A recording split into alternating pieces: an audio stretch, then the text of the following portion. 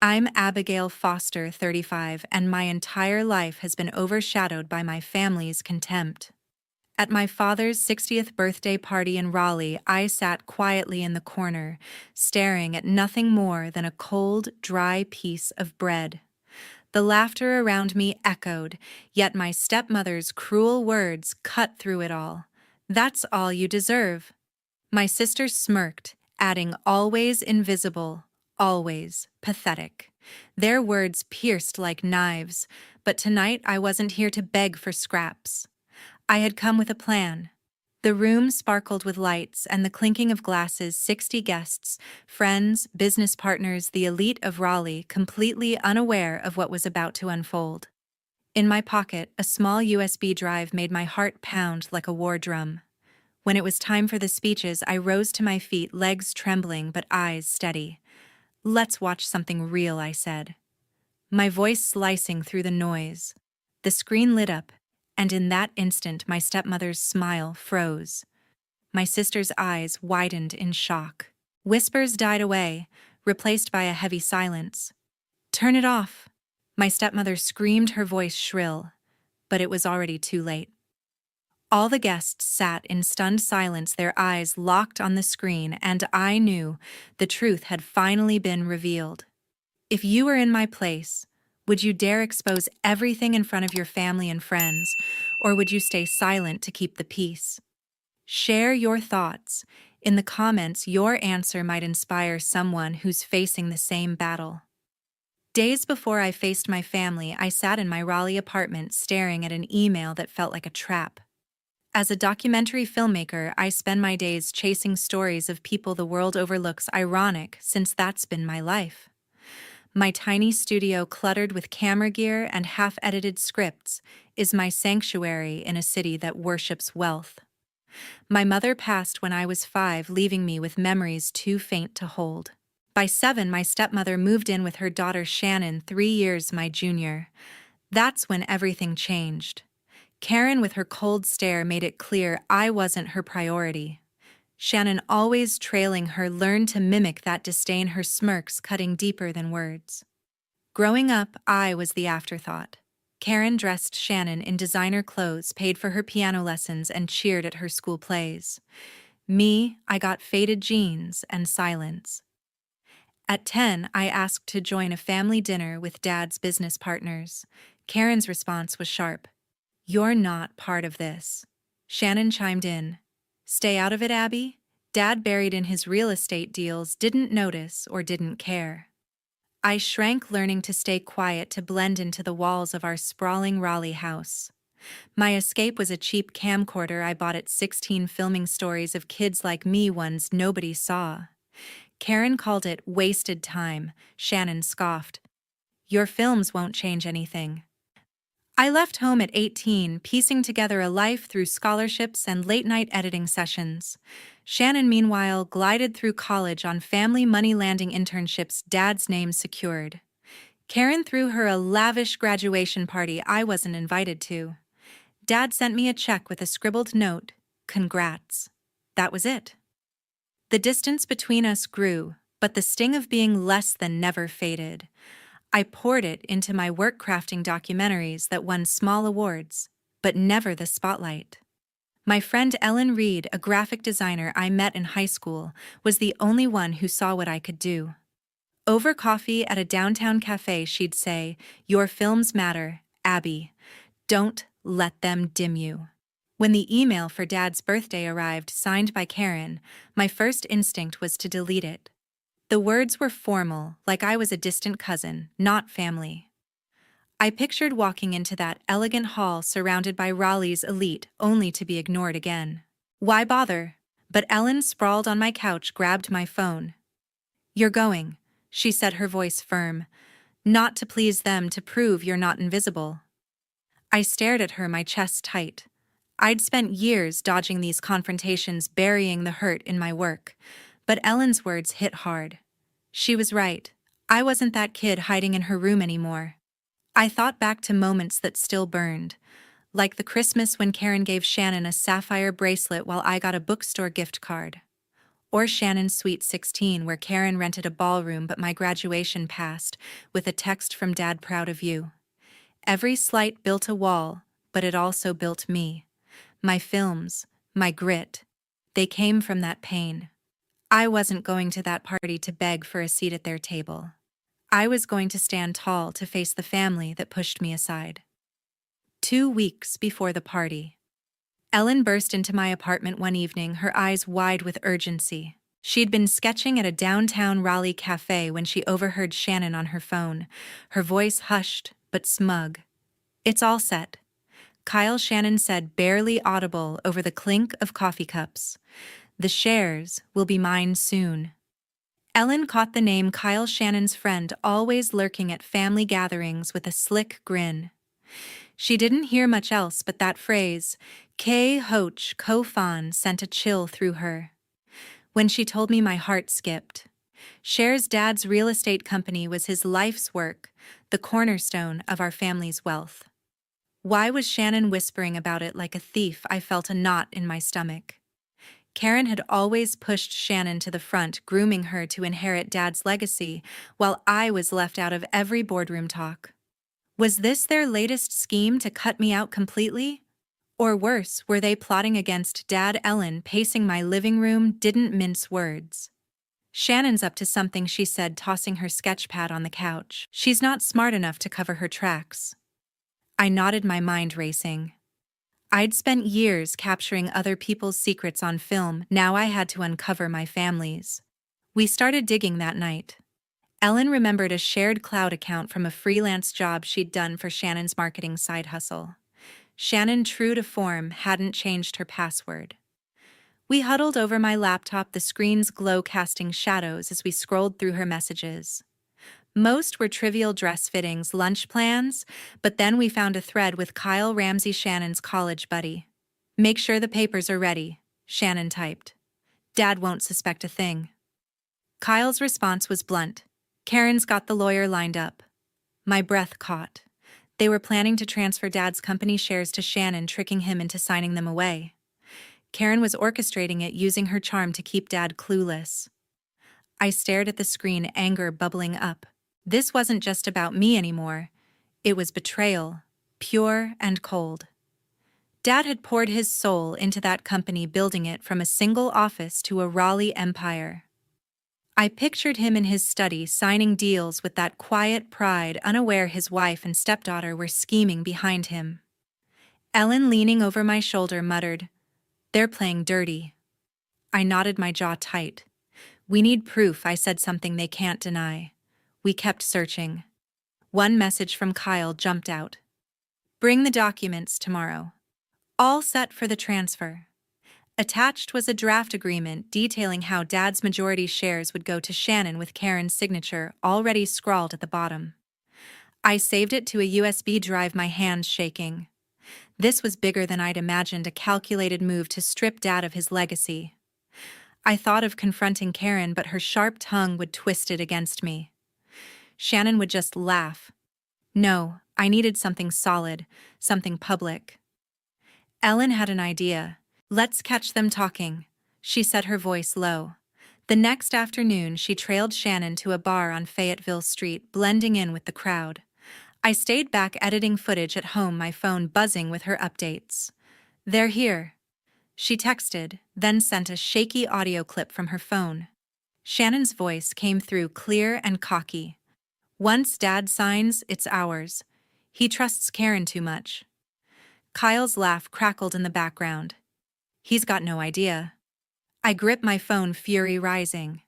They thought they could play Dad for a fool, and me along with him. Back at my place, Ellen and I pieced it together. Karen would slip the papers into a routine contract, convincing Dad it was business as usual. Shannon would get the shares, and I'd be left with nothing. Not that I wanted the money, but the lies cut deep. Ellen looked at me, her eyes fierce. "You've got enough to bury them," she said. I clutched the USB, my resolve steeling. The party was my shot to expose them.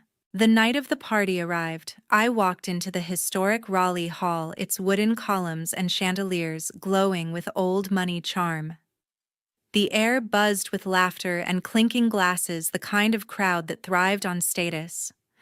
I'd dressed simply a black dress, no frills, knowing I'd never blend in with the tailored suits and sparkling gowns. My hand rested in my pocket fingers, brushing the USB drive that held the truth about Karen and Shannon's scheme. It was my anchor, a reminder of why I was here. I scanned the room for Dad, hoping for a glance of warmth, but he was lost in a sea of handshakes, his face lit by the glow of business talk. A young waiter approached, his expression polite but stiff. "This way, ma'am," he said, leading me past the main tables where Raleigh's elite sipped wine to a small table tucked near the emergency exit. The chair wobbled, the tablecloth was stained, and a single plate sat before me with a dry piece of bread. I stared at it, my chest tightening. This wasn't an oversight, it was deliberate. Karen's touch was all over it. I caught her eye across the room, her lips curling into a faint, satisfied smirk. She glided over her silk dress, rustling, and leaned in close. "That's all you deserve," she said, her voice low, dripping with disdain. Shannon, trailing behind in a glittering gown, let out a sharp laugh. "Always invisible," she added, her words slicing through the hum of the party. I gripped the USB tighter, my knuckles white. Their words stung, but I'd heard worse growing up. This time, I wasn't the kid who shrank away. I forced a smile, holding Karen's gaze. "Nice setup," I said, my tone steady, though my heart pounded. She raised an eyebrow, surprised I'd spoken, then turned away, dismissing me with a flick of her wrist. Shannon lingered, her smirk widening. "Don't embarrass us tonight," she said before sauntering back to the main table where she basked in the attention of Dad's business partners. I sat alone, the bread untouched, my mind racing. The hall's grandeur felt suffocating, polished floors reflecting the light walls lined with portraits of Raleigh's past. I noticed the other guests glancing my way, some with pity, others with disinterest. A woman in a pearl necklace whispered to her companion, her eyes flicking toward my table. I straightened, refusing to slouch. I wasn't here for their approval. The USB in my pocket was proof I had something they didn't. Truth. I thought of the messages I'd found, the audio of Shannon and Kyle plotting to steal Dad's company. That knowledge kept me grounded even as the room seemed to close in. Dad finally appeared, moving through the crowd with a tired smile. I stood hoping to catch his eye, but Karen intercepted him, her hand on his arm, steering him toward a group of investors. He didn't see me, or maybe he chose not to. The familiar ache hit, but I pushed it down. This wasn't about winning his love tonight. It was about stopping a lie. I scanned the room for the projector, set up, my plan taking shape. The speeches would come soon, and I'd be ready. As the evening wore on, waiters circled with trays of champagne, but none stopped at my table. A man in a sharp suit bumped into my chair, muttering an apology without looking at me. I felt the weight of every slight, every moment I'd been pushed aside, but I also felt the USB solid and real, a weapon I'd wield when the time came. Karen and Shannon thought they could bury me with a piece of bread and a corner table. They were wrong. As the speeches began, I felt the weight of the moment. The MC's voice echoed through the hall, praising Dad's legacy in real estate. The crowd applauded as Karen stepped up, her smile polished, talking about family and loyalty. I could barely listen, my pulse racing. This was it, my chance to show them all. I caught the eye of the AV tech I'd spoken to earlier, a nervous kid who'd agreed to help after I slipped him $20. I gave him a nod, and he slipped into the control booth. Karen finished to polite claps, and the MC called for more remarks.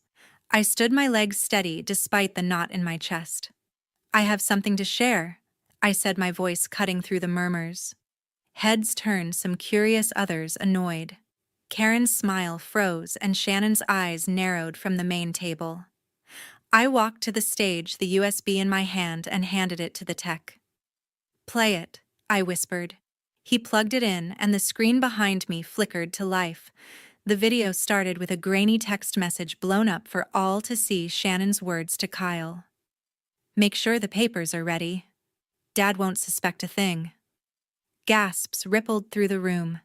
The screen shifted to another message, Karen's name clear, the lawyers set. Then came the audio clip. Shannon's voice unmistakable. Once Dad signs, it's ours. He trusts Karen too much. Kyle's laugh followed cold and smug. He's got no idea. The crowd went silent, the air heavy with shock. I stood still watching their faces, some wide-eyed others whispering furiously. Karen's composure cracked. She stood, her voice sharp. Turn it off, she snapped, but the tech looked at me unsure. I shook my head, and the video kept rolling, showing the draft agreement with Karen's signature outlining the plan to transfer Dad's shares to Shannon. The hall erupted in murmurs, guests turning to each other, their faces a mix of disbelief and outrage. I glanced at Dad, his expression shifting from confusion to something darker, betrayal. He stood slowly, his eyes locked on Karen. Before anyone could move, Kyle stumbled in from the back, his face flushed, clearly caught off guard. It's true, he blurted, his voice shaky as eyes turned to him. Shannon and Karen, they planned it all. I just followed orders. The room exploded in chaos, guests shouting questions, some glaring at Shannon, who sat frozen, her charm shattered. Karen stepped toward Dad, her hands raised, voice trembling. Gregory. It's not what it looks like, she said, but he cut her off, his face hard. Explain this.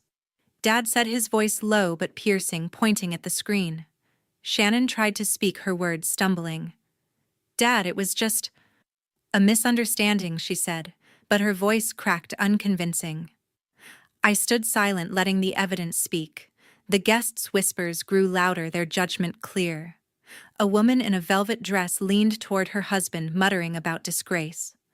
A man in a tuxedo shook his head, staring at Karen. I felt a strange calm, the weight of years lifting. I'd done what I came to do. Dad turned to me, his eyes searching mine. For the first time that night, he saw me, really saw me. You did this? He asked, his voice soft but heavy. I nodded, my throat tight. I had to, I said. He didn't respond, but his gaze held something new. Respect maybe, or regret. Karen tried again, her voice shrill. She's lying, Gregory. She's always been jealous, but the crowd wasn't listening. The evidence was undeniable, and her mask had slipped. Shannon stood, her face pale, and tried to slip toward the exit, but guests blocked her path, their stares cold. Kyle, still standing, awkwardly muttered, I didn't mean for this, but trailed off as heads turned. The hall felt smaller, the chandelier's glow harsher as the truth settled over everyone. I stepped back, my role done. I'd spent years being invisible, but tonight I'd made them see. The MC cleared his throat, trying to regain control, but the night was broken. The room still buzzed with tension. I stood off the stage, my heart steady, but my hands clenched, watching the chaos unfold. A tall man in a tailored suit stood up from the main table, his face stern. Matthew Stone, senior partner at Stone & Associates. He announced, his voice cutting through the noise. Gregory, we've trusted your family for years, but this... He gestured at the frozen screen still displaying Karen's signed agreement. We're done here. The merger is off. The crowd gasped, heads turning to Dad, whose face paled. Karen lurched forward, her voice shrill. This is a mistake, she cried, her hands trembling as she faced Matthew. Those documents were just drafts. Nothing was finalized. Her words sounded desperate, clinging to a crumbling facade. Shannon jumped in, her face flushed. It's all a misunderstanding, she said, forcing a smile. Abigail twisted everything, but her voice wavered and the guests weren't buying it. A woman in a sapphire dress turned away, whispering to her companion. A man in a bow tie shook his head, his expression cold. The room's mood had shifted, no one trusted them anymore. I watched silent as the weight of their lies crushed them. Matthew didn't bother responding. He nodded to his team, who gathered their coats and headed for the exit, their footsteps echoing in the now quiet hall. Other guests followed, some muttering about broken trust, others casting sharp glances at Karen and Shannon. A couple near the bar stood abruptly, leaving half-finished drinks. The party, once alive with laughter, felt like a funeral. I caught snippets of conversation disgrace. How could they, as Raleigh's elite, abandon the family they'd once courted? Dad stood motionless, his shoulders slumped. I'd never seen him like this, stripped of his usual confidence. He looked at Karen, then Shannon, his eyes heavy with disappointment. "You did this behind my back," he said, his voice low, almost breaking. Karen reached for his arm, her face pleading. "Gregory, please let me explain," she said, but he pulled away, shaking his head.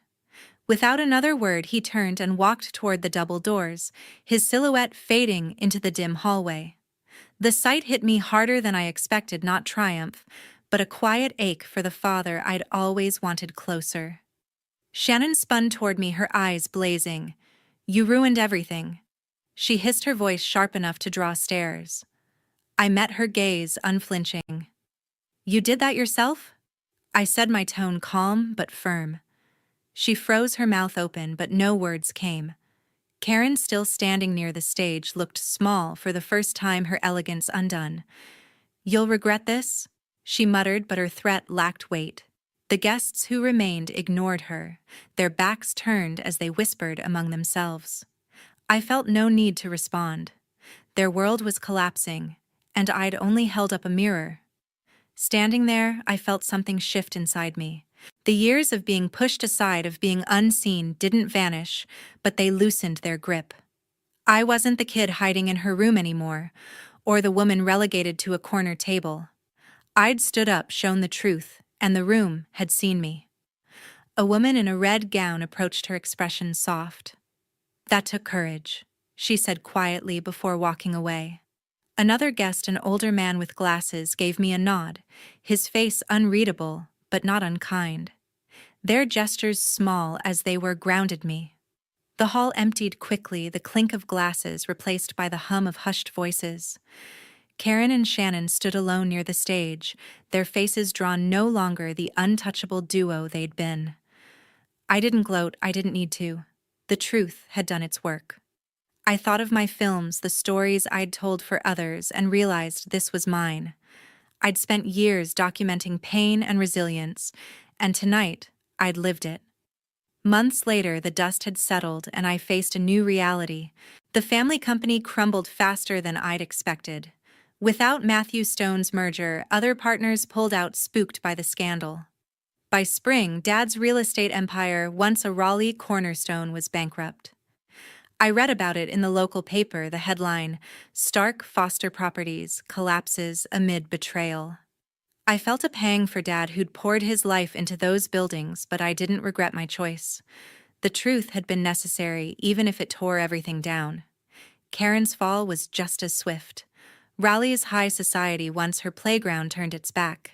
I heard she showed up at a charity gala, her usual elegance intact, but the women she'd once dined with, ladies in pearls and tailored dresses, gave her cold shoulders.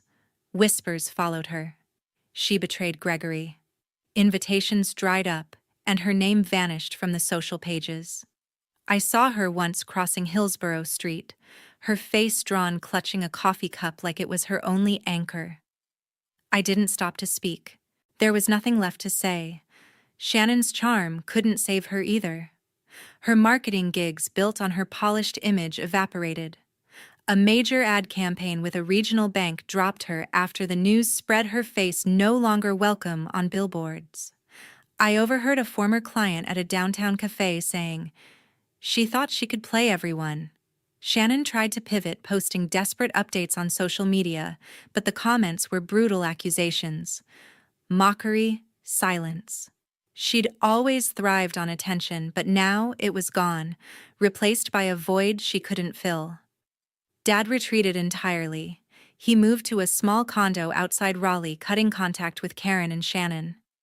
I tried calling once, leaving a voicemail, but he didn't respond. A mutual friend told me he was spending his days fishing, a quiet escape from the wreckage. I wanted to reach out to rebuild something, but his silence spoke louder than words. He'd trusted Karen, believed in Shannon, and their betrayal had broken him. I carried that weight, knowing my actions had forced him to see it, but I couldn't undo the past. For me, life took a different turn. A week after the party, I got a call from Susan Clark, a producer I'd met at a local film festival years ago. She'd been at the gala, one of the few who'd nodded at me with respect. "Your courage stuck with me," she said, her voice warm over the phone. "I've got a project, a documentary on family legacies. You in?" I met her at a small studio off Glenwood Avenue where we pored over contracts and storyboards. Susan's confidence in me felt new, untainted by the family drama. I signed the deal, my pen steady, a spark of pride igniting. It was my first real break, a chance to tell stories that mattered. The work consumed me. I spent mornings editing footage, afternoons scouting locations, my apartment now a maze of scripts and coffee mugs. Susan pushed me to dig deeper, to capture raw truths, the kind I'd always chased. I thought back to my old camcorder days filming shadows to feel seen, but this was different. I was building something of my own, not proving myself to anyone. The crew respected me, their nods and quick smiles, a quiet validation. For the first time, I wasn't invisible. Raleigh felt smaller now, its old wounds fading. I walked past the shuttered Foster Properties office one evening, its sign, rusted windows dark. I didn't linger. The past was done, and I was moving forward. Susan's project was gaining buzz with screenings planned across the state. I poured myself into it, framing shots that told stories of loss and resilience, echoes of my own journey. My name, my work was starting to carry weight. I thought of Dad, sometimes wondering if he'd ever call. I hoped he'd find peace, maybe even pride in what I'd become. Karen and Shannon were shadows now, their lives unraveling while mine took shape. I didn't wish them harm, but their absence felt like freedom. The city, once a cage of expectations, was now a canvas for my stories. I sat at my desk one night, the script open, and felt a quiet strength. This was my future, and I was ready to write it. A year later, I stood on my own stage, ready to share my work. The theater on Hargett Street was packed, the air humming with anticipation. My documentary, a tapestry of family legacies woven with raw honesty, was about to premiere. I stood at the podium, my hands steady, looking out at faces I didn't know, strangers who'd come to see my story. The lights dimmed and the screen glowed, each frame a piece of my heart. I watched the audience lean forward, their eyes locked on scenes of fractured bonds and quiet triumphs. When the credits rolled, applause erupted, warm and genuine. I felt a swell of pride, not just for the film, but for the path that led me here. After the screening, people lingered, their voices soft as they shared their own stories. A young woman in a denim jacket thanked me, her eyes bright. "Your film made me want to speak up," she said. An older man in a tweed cap shook my hand, saying, "You've got something real here." Their words stayed with me, proof that my work mattered. Susan had been right, telling the truth even when it hurt could move people. I signed posters in the lobby, my name in bold print, a marker of how far I'd come. Later that week, my phone buzzed with a number I hadn't seen in months, Karen's. Her voicemail was hesitant, her voice stripped of its usual edge. "We need to talk," she said, "for old times' sake." I listened, my thumb hovering over the call button, but I didn't press it. I deleted the message, my heart calm. Karen's world had unraveled, and she wanted something from me, forgiveness maybe, or a way back into my life. But I was done carrying her weight. I'd spent years under her shadow, and I wouldn't step back into it. I turned off my phone and walked away, the decision final. One crisp morning, I drove to the old Raleigh Hall, its wooden columns now weathered, the chandeliers dark. The building stood empty, a relic of that night when everything changed. I parked and stepped out, my camera in hand. The air was cool, the street quiet. I framed a shot of myself in front of the hall, my reflection faint in the glass doors. The click of the shutter felt like a full stop, a way to mark my freedom. This place, once a stage for my pain, was now just a backdrop. I wasn't the woman relegated to a corner table anymore. I was someone new, unburdened. I thought about the journey that brought me here. The truth had been my weapon, not to destroy, but to build.